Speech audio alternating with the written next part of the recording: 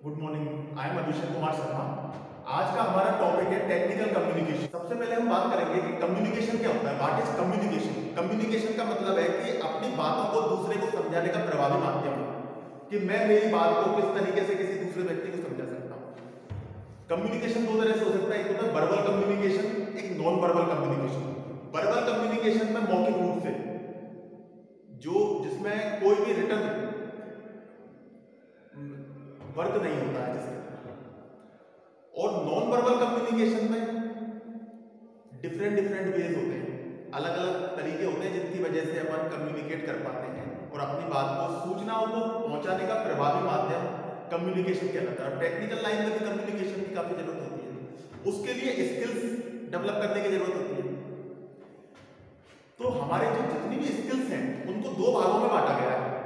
पहली है soft skills और दूसरी है हार्ड स्किल्स। हार्ड स्किल्स की कैटेगरी में तो आती है, जो टेक्निकल स्किल्स होती है वो सब हार्ड स्किल्स की कैटेगरी में आती है। लेकिन जितनी भी नॉन टेक्निकल स्किल्स होती हैं, administrative skills, leadership skills, personality development, communication, verbal और non verbal communication, these are type of soft skills. तो अब ये सॉफ्ट स्किल्स लाइफ में आगे बढ़ने के लिए सबसे ज्यादा जो जरूरी चीजें होती हैं वो होती हैं कि सॉफ्ट स्किल्स को हम कितना अपना डेवलप करें। जितना हम हमारी सॉफ्ट स्किल्स को डेवलप करते हैं उतना ही हम जीवन में उन्नति की तरफ अग्रसर होते हैं। सबसे बड़ी चीज है कि सॉफ्ट स्किल्स को डेवलप करने के लिए कम्युनिकेशन की स्किल्स को कैसे डेवलप किया जाए। Main there are different type of things which produce hindrance in communication.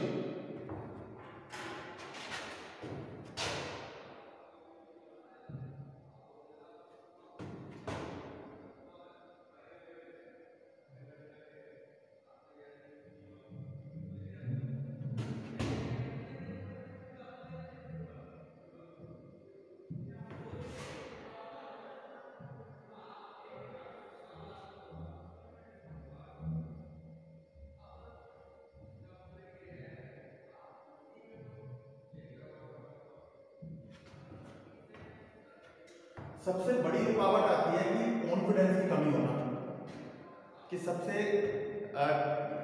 जो भी हम अपनी बात को समझाना चाहते हैं लेकिन हमारे अंदर इतना कॉन्फिडेंस नहीं होता। अब कॉन्फिडेंस को कैसे बढ़ाया जाए? कॉन्फिडेंस कोई ऐसी चीज नहीं है कि कॉन्फिडेंस को इंप्रूव करने के लिए, अब जैसे मैं एक छोटा सा एग्जांपल आपके सामने देता हूं।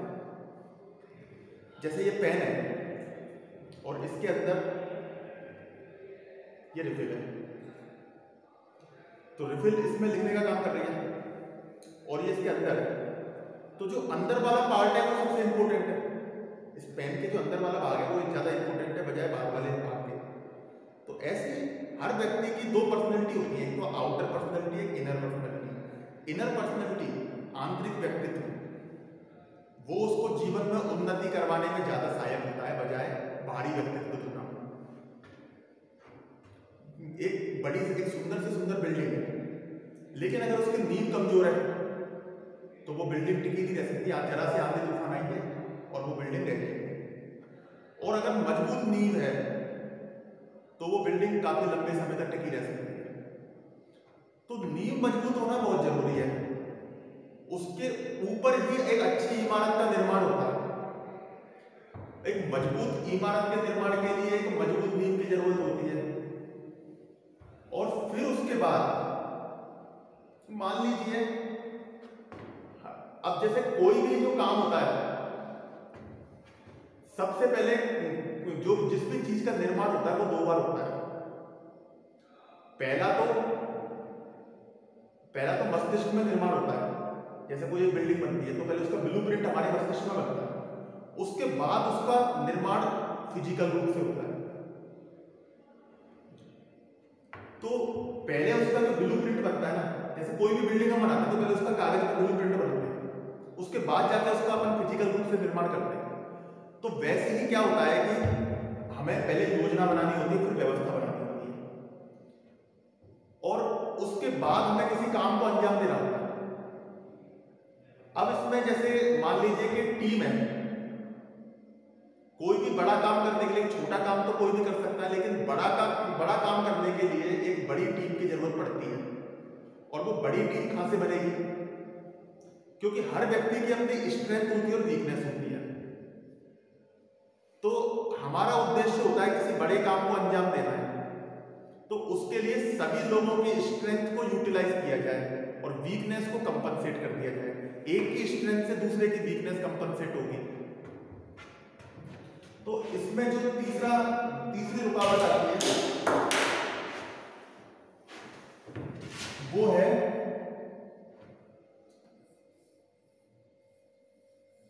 उल्टा कर लो।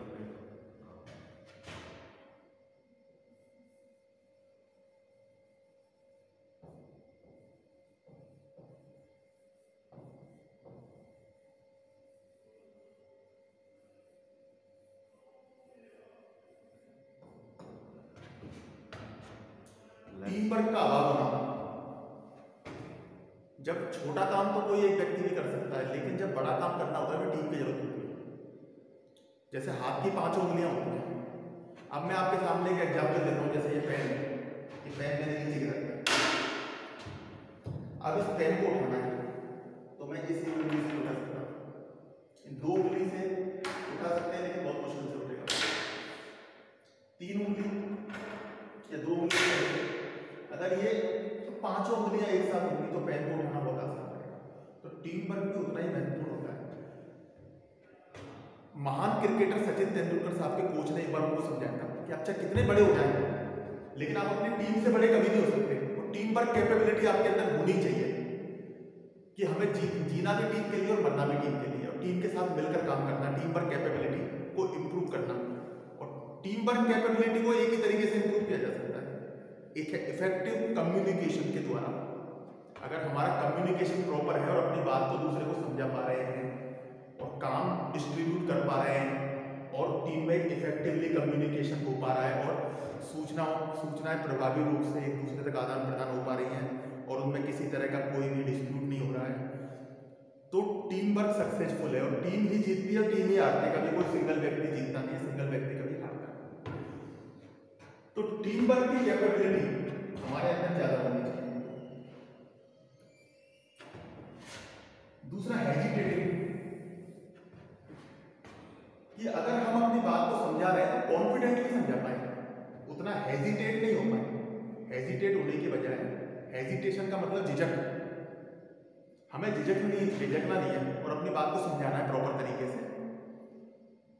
अब जैसे मैं आपके सामने 10 बीज रखता हूं, एक आम का बीज, एक नींबू का बीज, एक अनार का बीज, और हर बीज के अंदर पेड़ बनने की सामर्थ्य है, लेकिन आम के बीज से कभी भी संतरे का बीज भी पेड़ नहीं बन सकता, संतरे के बीज से कभी भी सेब का पेड़ नहीं बन सकता।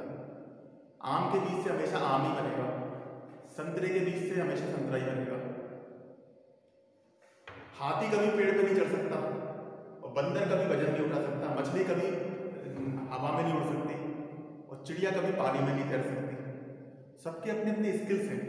एक छोटी सी कहानी सुनाता हूँ कि एक बार एक जंगल के अंदर प्रतियोगिता होती है जिसमें कई तरह के कंपटीशन रखे गए थे। एक पेड़ पर चढ़ने का कंपटीशन, एक हवा में उड़ने का कंपटीशन, एक पानी में तैरने का कंपटीशन, एक दौड़ने का कंपटीशन। तो हर जानवर की अपनी अपनी स्किल थी, हर किसी की स्ट्रेंथ भी थी और वीकनेस भी थी। तो सभी ने अपने हिसाब से, अपने स्ट्रेंथ के हिसाब से काम किया। मछली पानी में तैरने में फर्स्ट आई, लेकिन दूसरी चीजों में सेकंड आई।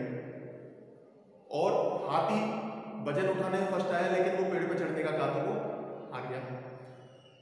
चिड़िया हवा में उड़ पाई, लेकिन उसने जब कहा बिल खोल तो उसकी चोंच टूट गई। तो इस तरह से सभी लोग एक ही चीज में तो निपुण थे और बाकी चीजों में कमजोर थे। एक जानवर ऐसा था जिसने सारी चीजों में एवरेज नंबर प्राप्त किए, जो पेड़ पे भी चढ़ लिया और जो पानी में भी तैर लिया, जिसने हवा में भी उड़ लिया और बिल भी कूद लिया, तो सब में एवरेज नंबर मिले। तो वो ऑलराउंडर स्टूडेंट था जिसको क्लास का सबसे बेस्ट स्टूडेंट घोषित किया गया, उसको बेस्ट स्टूडेंट का अवार्ड दिया गया। तो बेसिकली क्या है कि हमारे अंदर, हम सभी के अंदर एक दूसरों से अलग हटके क्वालिटी होती है एक अलग अलग हटके स्किल्स होती हैं, लेकिन हमें उसके उन स्किल्स के आधार पर जो हमारी खुद के अंदर जो क्वालिटी है वो दूसरे में नहीं हो सकती है, मान के चलना चाहिए। सर सामने देखने से कोई और देखना नहीं, देख रहा हूं सर से बात सामने।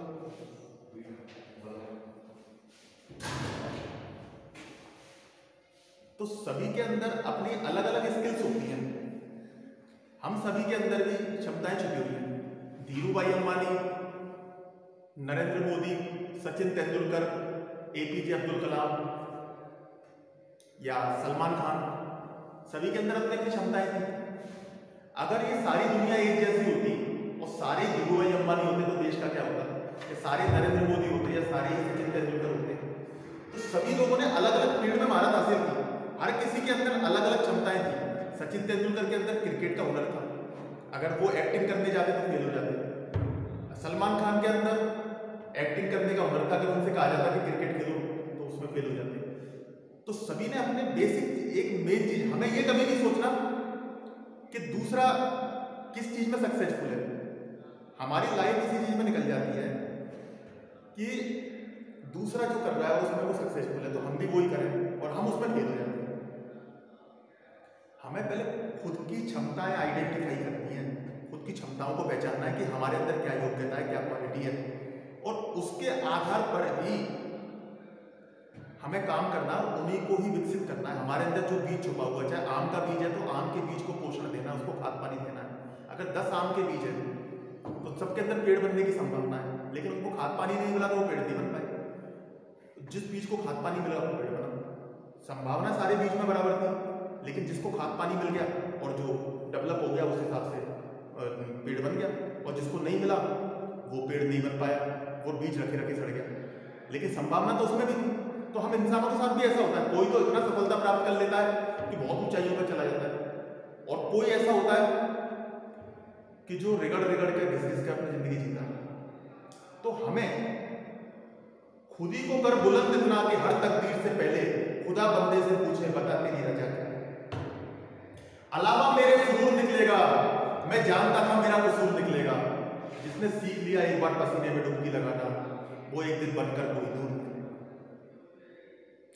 अब ये मैंने कह तो दिया कि जिसने सीख लिया पसीने में डुबकी लगाना कि वो एक दिन बनकर कोहिनूर निकलेगा, लेकिन क्या हम में से कितने लोग ऐसे हैं जो वाकई में तराशने की हद तक गुजरना चाहते हैं और पसीने में डुबकी लगाना चाहते हैं। अगर आप सूरज की तरह चमकना चाहते हैं तो सूरज की तरह जलना और तपना भी पड़ेगा, क्योंकि जो मुस्कुरा रहा है उसे दर्द में पाला होगा, जो चल रहा है उसके पाँव में छाला होगा। बिना संघर्ष के, बिना मेहनत के नहीं मिलता जीवन में कुछ भी, क्योंकि जो चल रहा है उसे दिए में तो जाना। तो एक रास्ते का पड़ा हुआ पत्थर होता है जिस पर हर कोई लात मार कर जाता है, और उसी पत्थर को जब मूर्तिकार लेता है उसमें छेनी हथौड़े की मार लगाता है तो वो मूर्त बनता है। तो एक पत्थर चोट खा खाकर कंकड़ कंकड़ हो गया, और दूसरा पत्थर चोट खा खाकर शिव शंकर शंकर हो गया। ये हम पर निर्भर करता है कि हम शंकर बनना चाहते हैं कि कंकड़ बनना चाहते हैं। विपरीत परिस्थितियों में कुछ लोग टूट जाते हैं, कुछ लोग रिकॉर्ड तोड़ते हैं। सोना आग में बनता है तभी कुंदन बनता है। हीरे को जितना तराशा जाता है उतना ही वो कोहिनूर बनकर निकलता है। तो तराशने की हद तक गुजरना पड़ेगा तभी हम कोहिनूर बनेंगे, क्योंकि मेहंदी रंग लाती है रचने के बाद और जिंदगी रंग लाती है ठोकर खाने के बाद। जिंदगी जीना आसान नहीं होता, बिना संघर्ष कोई महान नहीं होता, क्योंकि जब तक ना पड़े हथौड़े की चोट पत्थर भी भगवान नहीं होता।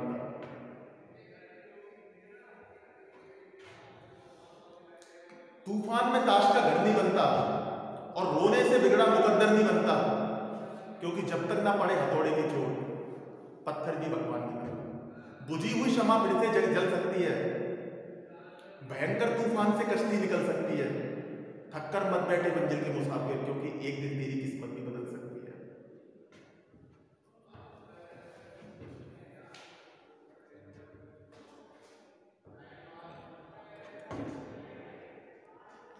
इतना ही बोलेगा। टॉपिक पढ़ा सकता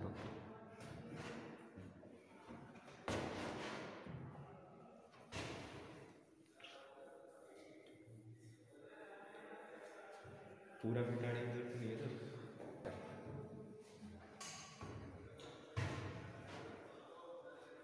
मैं आपको एक छोटी सी स्टोरी सुनाता हूँ। एक बार एक किसान के पास एक मुर्गी थी जो सोने का अंडा देती थी, और किसान रोज उस मुर्गी से सोने का अंडा लेता था।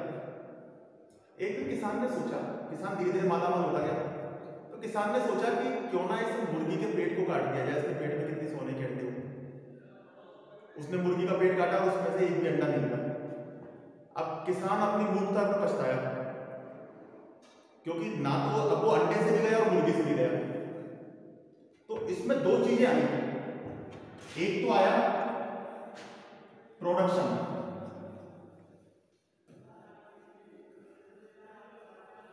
और दूसरी चीज आई प्रोडक्शन कैपेबिलिटी।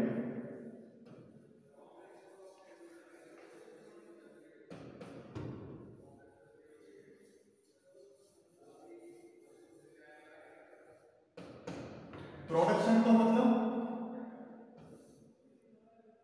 अंडे,